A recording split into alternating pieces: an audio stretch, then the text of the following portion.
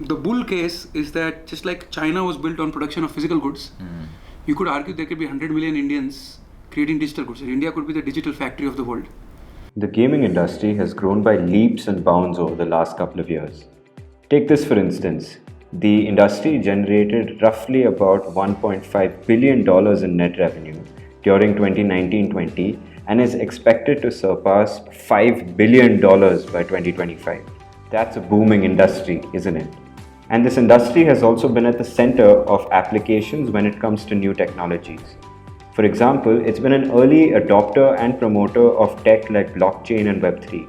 With the Web3 ecosystem growing rapidly across the country, it's worth studying the growth potential and the challenges of blockchain and Web3 based gaming. We caught up with some game developers, investors, and gaming groups at IGDC's Blockchain Gaming Summit earlier this month to learn more about the potential of this industry and what lies ahead.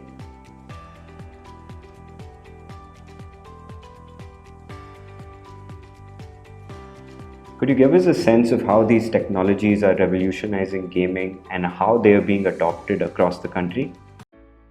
From this year onwards, we're starting to see a lot more of that energy, right, flowing in.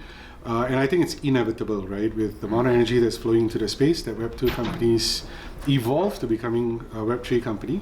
But slowly what we're starting to see is a lot of Web2 companies starting to build small pilots. And working with these guys, actually, we feel their growth potential is massive, right? Having worked with Web2 companies, all this while, they have large communities. It's also a golden opportunity now to, cross-sell them, offer them additional engagement. And because the community members would have worked with them, there's brand recognition and there's trust. And that really kind of expands that. And right now, blockchain is actually booming. It is one of the disruptive technology. However, there are so many use cases in the blockchain.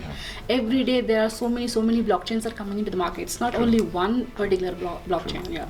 Crypto creates property rights in digital environments. What this means is you can truly own things. And which creates a virtuous cycle. Which means that, somebody, as you said, tier 2 or somebody, India already has like hundreds of millions of people who are interested in games, like YouTube gaming. India is the number one market, right? With the mass of audiences that the industry is attracting, can this new face of gaming become an income source? We're also starting to see a lot of places where people are just dedicating time into blockchain gaming so that it can become a supplement to whatever that they're earning on a day-to-day. And that's kind of what excites us, right? I think when gaming goes into developing countries, it's an ability to now uplift society, provides additional sources of income. And I think for the younger generation, gaming is beyond just a lifestyle, right? It's now a way that they can supplement their income. If they are talented, they can either participate in esports. Just like in the physical world, there are free markets.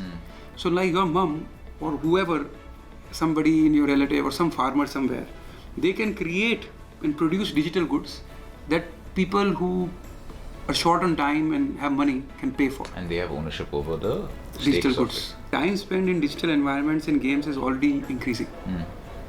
Forget about Web2, right? Like you guys in your generation, you may have heard of these Roblox and Fortnite and PUBG and others, right?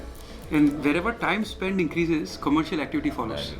So there is a lot of commercial activity in these digital environments, right? And like similar commercial activity to the physical environment. Like you bought this jeans for a specific reason, you bought this jeans for a specific reason. You wanted to express yourself in a particular way. And you pay for these physical goods to kind of just project yourself and express yourself in a particular light. Now, whenever there is a social environment, people will want to express themselves. It doesn't matter whether it's physical or digital. So digital environment in PUBG, I want to dance in a particular way when I make a headshot. Or I want to color my gun in a particular skin. This is no different than you buying some physical apparel. So that has been around for a while and it's a big market now. It's like $50 to $100 billion a year. It's very meaningful. So I'm in the space since 2017. I'm a crypto OG. So I have seen a lot of changes in this sector. The traditional games, Web2, Web3 right now. There are so many things has happened. And people are really making a lot of money right now. Well, again, it all depends upon the market fluctuations, right? It's not so easy because crypto is completely, these games are completely related to blockchain and crypto. So subsequently, there is always things to look out at. But it's still very early stages for this blockchain and Web3 based gaming industry, right? So, what kind of challenges exist as we see right now? So traditionally, I think with a lot of the Web2 game developers that we speak to, a lot of them feel that the hurdle is very challenging because you need to find blockchain developers, right? That's kind of the key. And secondly, I think a lot of people are actually, feel that regulation or where to start this from is a big concern. Traditional games don't need to invest on anything. Yeah. No NFTs, nothing. Only the characters. You just play, fun, happily enjoy. That's it. However, with the NFT games, you are getting something out of it, right? For that, you need to have an investment.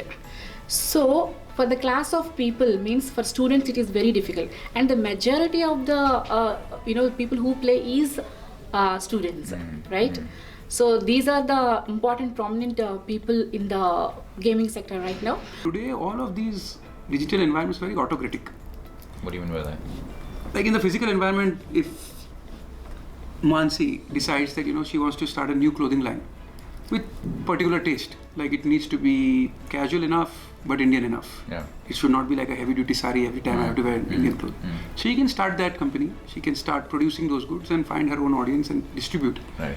This is impossible to do in any digital environment today. Right. If you are inside of Minecraft or Roblox or Fortnite and you say, I want to start my own gun skin line, It's gate kept. and it's very eccentric and like vibrant and fluorescent, you can't do that today. Right. It's the publisher decides everything, and that's not a good world. Another often overlooked issue is that gaming has also traditionally been more male dominated as a sector. But we are seeing this change slowly. So, how can we bring more women on board? When you ask about more women into the community, it's not only the gaming ecosystem.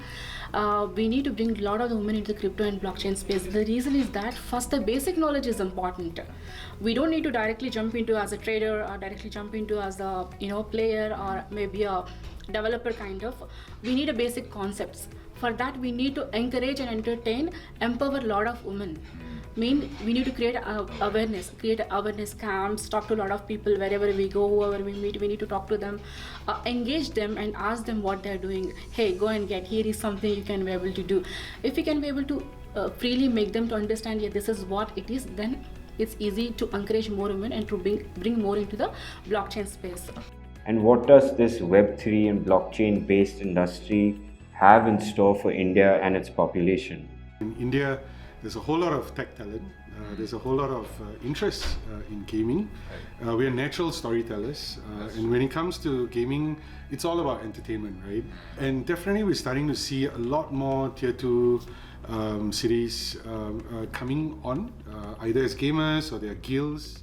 The bull case is that just like China was built on production of physical goods, you could argue there could be 100 million Indians creating digital goods. And India could be the digital factory of the world.